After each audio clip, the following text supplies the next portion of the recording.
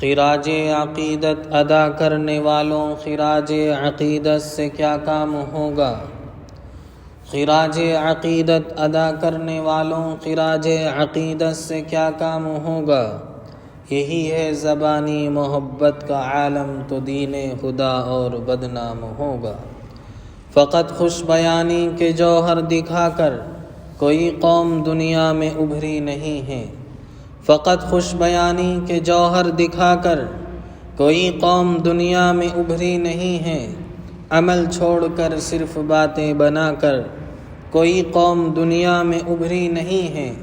یہ سچ ہے کہ میلاد و سیرت کے جلسے، یہ سچ ہے کہ میلاد و سیرت کے جلسے بظاہر ہے بام سعادت کے زینے۔ یہ سچ ہے کہ نعت محمد کے موتی ہے ایما کی انگشت تری کے نگینے۔ مگر اے قصیدہ گرو یہ تو سوچو، بے روح لفظوں کی قیمت ہی کیا ہے؟ بنے ہیں کبھی نقش آب رواں پر، چلے ہیں کبھی خشکیوں میں سفینے۔ ذرا سوچو نور ہدایت کا پرچم جناب محمد نے کیسے اڑایا، ذرا سوچو دبتوں کو کیسے اٹھایا، ذرا سوچو گرتوں کو کیسے سنبھالا۔ اٹھو مومنو آج سے عہد کر لو، حبیب خدا کی اطاعت کریں گے۔ عقیدت میں پہلو بپہلو ملا کر حقیقت میں تعمیل سنت کریں گے انشاءاللہ تعالی۔ یہ مہینہ شعبان المعظم کا مہینہ ہے اور آج اس کی 15ویں تاریخ جس کو شب برات کہا جاتا ہے۔ شب برات کے بارے میں یہ کہنا کہ اس رات کی سرے سے کوئی فضیلت ہی نہیں، یہ بھی غلط ہے، اس لیے کہ یہ عام راتوں کی طرح کوئی رات نہیں ہے، اس کی مستقلاً فضیلت ہے۔ اور اس کے بارے میں یہ سمجھنا کہ لیلۃ القدر سے زیادہ اس کی عظمت ہے یا عیدین وغیرہ کی راتوں کی برابر ہے یا ان کے قریب قریب ہے، یہ بھی غلط ہے، اس لیے کہ ان کا مقام اس سے بہت زیادہ ہے۔ یہ درمیانی رات ہے، اور درمیانی رات کا مطلب یہ ہے کہ کچھ نہ کچھ فضیلت احادیث سے اس کی ثابت ہے۔ ہمارا رب اور آپ کا رب اپنے بندوں اور بندیوں سے بے حد محبت کرتا ہے۔ ہم تصور بھی نہیں کر سکتے کہ جس طرح کی بے لوث محبت، بے غرض محبت رب کائنات اپنی تمام مخلوقات سے کرتا ہے۔ اور حقیقت بھی یہی ہے کہ بندے اس کے کرم و عطا کا اتنا انتظار نہیں کرتے جتنا وہ اپنے تمام بندوں کی توبہ کا انتظار کرتا ہے۔ بندے اتنا اس کی نظر کرم کا انتظار نہیں کرتے جتنا رحمت الہی اپنے بندوں کی بدحالی پر برسنے کا انتظار کرتی ہے۔ حدیث پاک کا فرمان ہے جس کا خلاصہ ہے، اللہ جب دیکھتا ہے کہ میرے بندے کام کاج میں مشغول ہیں، تو جب زوال ہوتا ہے، سورج ڈھلنا شروع ہو جاتا ہے، تو اللہ کی رحمت بندوں کے قریب تر ہونا شروع ہو جاتی ہے، اور اللہ کی رحمت پکارتی ہے، میرے بندوں میرے پاس آؤ، مجھ سے معافی مانگو، مجھ سے سوالات کرو، میرے در پر آؤ، میری فرما برداری کرو۔ زوال کے بعد اللہ کی رحمت پکارتی ہے، لیکن جب بندے اس کی طرف التفات نہیں کرتے تو اللہ اور موقع عنایت فرماتا ہے کہ میرے بندے دن بھر تلاش معاش میں لگے رہے، تھک گئے ہوں گے، تو اللہ پھر تہجد کے وقت اپنے بندے کو موقع فراہم کرتا ہے کہ میرے بندے آ، اپنا تعلق مجھ سے جوڑ لے۔ لیکن جب بندہ اس کو بھی نیند کی نظر کر دیتا ہے، اس موقع سے بھی فائدہ نہیں اٹھاتا، تو پھر اللہ کرم در کرم فرماتے ہوئے ہفتے میں ایک دن یعنی جمعے کے دن اپنی خاص عنایات کا نزول فرماتے ہیں کہ میرے بندے آ اور حقیقت میں مجھے پہچان، اور میری عبادت کے لیے کمر بستہ ہو جا۔ پھر جب بندہ اس کو بھی غفلت میں گزار دیتا ہے تو اللہ تعالیٰ سال کے مختلف مہینوں میں، مختلف عشرات میں، مختلف دنوں میں، مختلف راتوں میں اپنے بندوں کو براہ راست پکارتے ہیں اور سیدھے راستے پر چلنے کا موقع فراہم کرتے ہیں۔ روزانہ زوال کے بعد اللہ کی رحمت متوجہ ہوتی ہے کہ اللہ کے بندے اللہ کی طرف چلے جائیں۔ بندے جب اس موقع کو چھوڑ دیتے ہیں تو پھر تہجد کے وقت اللہ کی عنایات برستی ہیں کہ اچھا ہے میرے بندے مجھ سے تعلق کو جوڑ لیں۔ بندے جب اس کو بھی گوا دیتے ہیں تو پھر اللہ جمعے کے دن خاص طور سے متعین ہوتا ہے، یعنی رحمت خاص طور سے اللہ کی آتی ہے۔ بندے جب اس کو بھی گوا دیتے ہیں، اس کو بھی گوا دیتے ہیں، خراب کر دیتے ہیں، تو پھر اللہ مختلف طریقوں سے مختلف راتوں میں اپنے بندے کو موت سے پہلے پہلے موقع عطا فرماتا ہے کہ میرے بندے مجھ سے رجوع کریں۔ انہی مختلف ساعات، لمحات اور راتوں میں سے ایک رات شب برات بھی ہے۔ اس شب برات اتنی برکتوں والی رات ہے، اتنی عظمتوں والی رات ہے، اتنی شان والی رات ہے، اتنی فضیلت والی رات ہے۔ اپنے بندوں کی دعاؤں کو سننے کے لیے، اپنے بندوں کی مناجات کو سننے کے لیے، اپنے بندوں کی فریادوں کو سننے کے لیے اللہ کی خاص رحمت بندوں کی طرف متوجہ ہوتی ہے۔ اعلان عام ہوتا ہے، میرے بندے 100 سال گناہ کر کے آ، 70 سال گناہ کر کے آ، 60 سال گناہ کر کے آ، میرے بندے خلوتوں میں گناہ کر کے آیا، جلوتوں میں گناہ کر کے آیا، اعلانیہ گناہ کر کے آیا، چھپ کر گناہ کر کے آیا، میرے بندے چھوٹے گناہ کر کے آیا، بڑے گناہ کر کے آیا۔ میرے بندے تیرے گناہ آسمان کی بلندیوں کے برابر ہوں، بارش کے قطرات کے برابر ہوں، زمین کی وسعتوں کے برابر ہوں، پہاڑوں کے ذرات کے برابر ہوں، سمندروں کے بہاؤ کے برابر ہوں، ہواؤں کے تھپیڑوں کے برابر ہوں، پہاڑوں کے ذروں کے برابر ہوں۔ میرے بندے تیرے گناہ بے شمار ہوں، ان گنت ہوں، لا تعداد تیری خطائیں ہوں۔ میرے بندے اس رحمت والی رات میں، اس بخشش والی رات میں، اس بڑائی والی رات میں التجا کرنا تیرا کام، گناہوں پر شرمندہ ہونا تیرا کام، ندامت سے آنسو بہانا تیرا کام، سچی توبہ کرنا تیرا کام، اور میری رحمت کا امیدوار ہونا تیرا کام۔ مجھے پروردگار کے عزت و جلال کی قسم، مجھے اپنی کبریائی کی قسم، تیرے گناہوں پر پردہ ڈال کر تجھے معاف فرما کر، تجھے اپنی خاص رحمت سے متوجہ فرما کر تیرے گناہوں پر قاضی کا قلم پھیرنا میرا کام ہے۔ اعلان عام ہوتا ہے کوئی ایسا گنہگار، ایسا خطا کار، ایسا قصوروار جو اپنے گناہوں میں ڈوبا ہوا ہو، جو سراپا گناہ بن چکا ہو، جو سر سے پاؤں تک گناہوں کے اندر ڈوب چکا ہو، میرے بندے اس حسین و جمیل رات کے اندر اللہ کو پکارنا، اپنے رب کو پکارنا، اس کے سامنے معافی مانگنا میرے بندے تیرا کام، تجھے معاف کرنا مجھ رب کا کام۔ دوسرا اعلان ہوتا ہے کوئی ایسا بیمار جسے ڈاکٹروں نے جواب دے دیا ہو، حکیموں نے لا علاج قرار دے دیا ہو، اپنی بیماری سے بے بس ہو چکا ہو، کوئی دوائی فائدہ نہ دیتی ہو، ہر وقت پریشان رہتا ہو، ہر وقت غمزدہ رہتا ہو، اپنی زندگی سے تنگ آ چکا ہو، میرے بندے اس برکت والی رات میں جھولی پھیلانا تیرا کام، تجھے شفائے کاملہ عاجلہ دائمہ مستمرہ عطا فرما کر، تیری بیماری کو ختم فرما کر، تجھے روحانی جسمانی طاقت عطا فرما کر، صحت اور تندرستی عطا فرما کر تیری بیماری کو ختم کرنا مجھ رب کا کام۔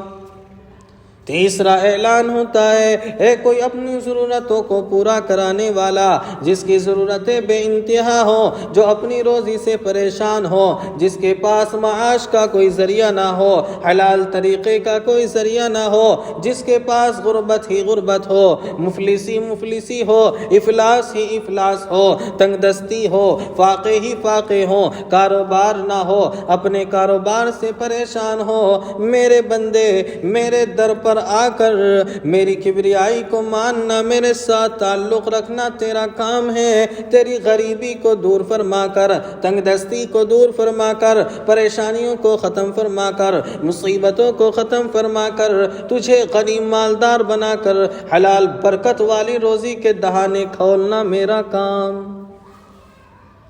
یہ وہ عظیم الشان رات ہے جس کے اندر اللہ رب العزت اپنے بندوں کے لیے بے شمار اعلانات فرماتے ہیں۔ نبی کریم صلی اللہ تعالی علیہ وسلم رمضان کے بعد شعبان کا مہینہ وہ پہلا اور آخری مہینہ ہے جس میں سب سے زیادہ روزے رکھا کرتے تھے۔ نفلی روزوں میں سب سے زیادہ نبی کریم علیہ السلام شعبان کے مہینے یعنی شب برات کے مہینے میں روزے رکھا کرتے تھے۔ ایک مرتبہ اما عائشہ رضی اللہ تعالیٰ عنہ نے پوچھا، یا رسول اللہ، آپ شعبان کے مہینے میں بہت زیادہ روزے رکھتے ہیں۔ صحابہ نے بھی اس طرح کا سوال کیا۔ پیغمبر علیہ السلام نے فرمایا، اللہ رب العزت اس برکت والے مہینے کے اندر اور خاص طور سے اس برکت والی رات کے اندر اللہ رب العزت پورے سال کا بجٹ فرشتوں کے حوالے فرماتے ہیں، قسمتوں کا فیصلہ فرماتے ہیں۔ تو میں چاہتا ہوں کہ میری وفات کا نوشتہ اس حال میں لکھا جائے کہ میں روزے دار ہوں۔ اس لیے نبی کریم علیہ السلام اس مہینے کے اندر بہت زیادہ روزے رکھا کرتے تھے۔ نبی کریم علیہ السلام نے فرمایا، عائشہ، اللہ رب العزت شب برات میں بنو کلب کی بکریوں کے بالوں سے زیادہ اپنے بندوں کے گناہوں کو معاف فرماتے ہیں۔ عرب کے اندر بکریاں پالنے کا عام رواج تھا اور قبیلہ بنو کلب میں سب سے زیادہ بکریاں پالی جاتی تھی۔ نبی کریم علیہ السلام نے ارشاد فرمایا کہ شب برات میں اللہ تعالیٰ بنو کلب کی بکریوں کے بالوں سے زیادہ اپنے بندوں کے گناہوں کو معاف فرماتے۔ اتنی زیادہ ان کی بکریاں تھیں کہ جب دو پہاڑوں کے درمیان چلا کرتی تو درمیان کی جگہ کو گھیر لیا کرتی تھی، اتنی زیادہ بکریاں تھیں۔ بہرحال قرآن کریم میں اللہ ارشاد فرماتا ہے، فیہا یفرق کل امر حکیم، اس برکت والی رات کے اندر اللہ تبارک و تعالی بندوں کی قسمت کا جو فیصلہ ہوتا ہے وہ فرشتوں کے حوالے فرماتے ہیں۔ کون زندہ رہے گا اسی رات میں لکھا جاتا ہے، کون مرے گا، کہاں بارش ہوگی، کہاں قحط ہوگا، کسے نفع ہوگا، کسے نقصان ہوگا، کس کے اولاد ہوگی، کس کے مرے گی، کس کو نفع ہوگا، کس کو نقصان ہوگا۔ یہ ساری چیزیں پورے سال کی فرشتوں کے حوالے اللہ فرماتے ہیں اس رات کے اندر۔ اتنی عظمت والی رات ہے۔ دوسری بات، کچھ عام چیزیں لوگوں نے پھیلا رکھی ہیں جس کا اس رات سے کوئی تعلق نہیں ہے۔ پہلی چیز ہے روزہ رکھنا۔ اس شعبان کی پہلی تاریخ سے 27 تاریخ تک آپ جس دن بھی روزہ رکھیں گے آپ کو ثواب ملے گا۔ اس کے بعد روزہ نہیں رکھنا چاہیے، مکروہ ہے روزہ رکھنا، تاکہ رمضان کے روزے رکھنے میں سہولت پیدا ہو، نشاط پیدا ہو اور کوئی تکلیف نہ ہو، برابر ثواب ملتا ہے۔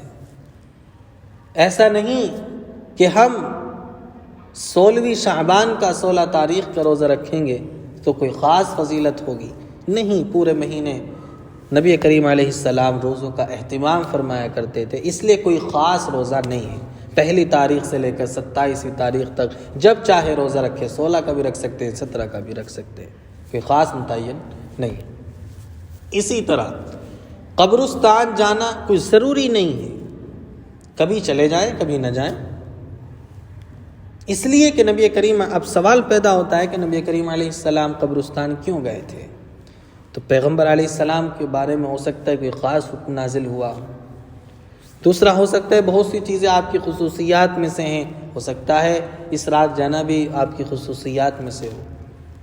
اور اگر ضروری ہوتا تو آپ صحابہ سے دن میں فرماتے کہ رات میں قبرستان جانا ہے، لیکن آپ نے تو نہیں فرمایا، یا پھر رات ہی میں صحابہ کو جمع فرماتے چلو قبرستان چلنا ہے، آپ نے تو نہیں فرمایا، یا پھر اگلے دن فرماتے کہ آئندہ سال اگر میں زندہ رہا تو قبرستان اس رات میں جانا ہے، آپ نے تو نہیں فرمایا۔ نہ صحابہ سے یہ چیز ثابت ہے، بلکہ اجتماعاً قبرستانوں کو چراغاں کرنا، روشنیوں کا انتظام کرنا، ہلا گلا کرنا، چائے پانیوں کا انتظام کرنا اور تماشے کی جگہ بنا دینا قبرستانوں کو، اجتماعی شکل میں ٹھٹے مارتے ہوئے جانا، اجتماعی شکل میں کھیل کود کر جانا، اجتماعی شکل میں گھومنا پھرنا، یہ ناجائز اور حرام ہے۔ اگر کوئی جانا چاہے انفراداً جائے، ثواب پہنچائے آ جائے، کبھی جائے کبھی نہ جائیں، بہرحال قبرستان جانا کوئی ضروری نہیں ہے، روزہ رکھنا بھی کوئی ضروری نہیں ہے، چاہے تو رکھیں چاہے تو نہ رکھیں، دل چاہے تو چلے جائیں قبرستان، دل چاہے تو نہ جائیں۔ لیکن کچھ گناہگار ایسے ہیں کہ اس رات کے اندر بھی اللہ ان کی مغفرت نہیں فرماتے۔ پہلا گناہگار کون ہے؟ پہلا گناہگار وہ ہے کہ انسان اب بغض کینہ رکھے کسی کی طرف سے، کسی سے جلنے والا، کسی سے کڑھنے والا، اپنے دل میں کسی کی دشمنی پالنے والا، اللہ تعالیٰ اس رات میں اس کی مغفرت نہیں فرماتے ہیں۔ اسی طرح قطع تعلقی کرنے والا، رشتے ناطے توڑنے والا، بلا کسی وجہ کے سلام و کلام بند کرنے والا، اس رات کے اندر اللہ تعالیٰ ان کی بھی مغفرت نہیں فرماتے ہیں۔ اسی طریقے سے اپنی پینٹ یا پاجامہ ٹخنوں سے نیچے لٹکانے والا، اللہ تبارک و تعالیٰ اس برکت والی رات کے اندر ان کی بھی مغفرت نہیں فرماتے۔ اسی طرح ماں باپ کی نافرمانی کرنے والا، اللہ اس رات کے اندر ان کی بھی مغفرت نہیں فرماتے ہیں۔ اور اسی طرح نشہ کرنے والا، یعنی نشے کا عادی انسان، اللہ تبارک و تعالیٰ اس رات کے اندر ان کی بھی مغفرت نہیں فرماتے ہیں۔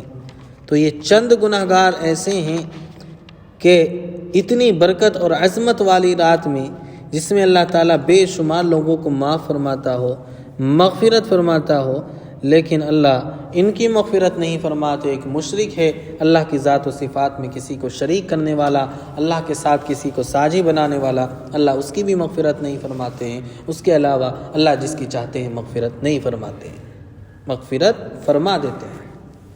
تو خلاصہ یہ ہے کہ آپ روزہ رکھنا چاہیں تو 1 تاریخ سے 27 تاریخ تک جس دن بھی چاہیں، جتنے روزے چاہیں رکھ سکتے ہیں۔ کوئی خاص روزہ رکھنا اس مہینے کے اندر متعین نہیں ہے۔ قبرستان جانا چاہیں تو انفراداً جا سکتے ہیں۔ اجتماعاً جو رواج عام ہو چکا ہے، ایسا کرنا بالکل شریعت کے خلاف ہے۔ بنو کلب کی بکریوں کے بالوں سے زیادہ اللہ لوگوں کی گناہوں کو معاف فرماتا ہے، لیکن چند لوگ ایسے ہیں کہ ان کو اللہ معاف نہیں فرماتا ہے۔ تو یہ سمجھنا کہ بالکل فضیلت نہیں ہے عام راتوں کی طرح، یہ بھی غلط ہے۔ فضیلت بہرحال ثابت ہے، اور یہ سمجھنا کہ بہت زیادہ، یہ بھی غلط ہے۔ درمیانی چیز ہے کہ زیادہ سے زیادہ انفراداً اپنے گھروں کے اندر عبادات ہونی چاہیے، باقاعدہ طور پر کہیں جمع ہونا، پوری رات اسی میں اجتماعاً گزارنا، یہ ٹھیک نہیں ہے۔ اللہ تعالیٰ عمل کی توفیق عطا فرمائے۔